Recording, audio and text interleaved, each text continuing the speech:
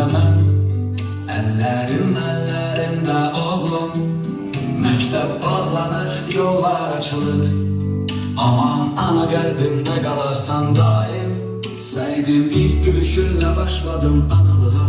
Bu rəqsdə addımlarım qürurumdu balam. Əli gözümün ışığısan sən. Bu valsda dövrə vuran arzularımdasan. Muradım hər çağırışın ana deyə səslənər. Bu mahnı sənin üçün yazılıb içimdə. Cahidim sakitliyində dərinlik var. Bu rəqs sənlə sonsuz bir andı balam. Nihatın gülüşünlə gülüm ışıqlanar. Bu valsda arzularım yol tapar. Fırdadım sən addım böyüdün. Bu səhnə analı günlərimin aynasıdır. Ənvərim qəlbimdə yazılmış bir ad. Səninlə bu vals mənim ən böyük fəxrimdir. Zahidim, səbirli, ağıllı oğlum. Bu musiqi analığım nəğməsi olsun sənə. Röyalım uşaq gülüşümdən dolan ümid. Ana ilə sən gözəl xatirəmi.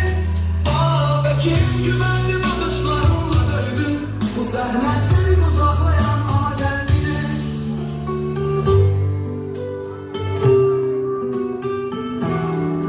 Əkbərim qururum son bir daha kimsən. Bu vals səninlə bir ömürlük yadigardı. Nicatın baxışlarınla güvən verirsən. Bu valsda ürəyimlə qucaqlayıram səni.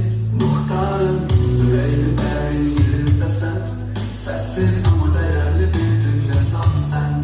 Yusuf'un yolculuğa hazır bir ulduzsan. Ama her seni bıraksa da yüreğim bırakmaz. Yusuf'un eyni an fərqli aləm.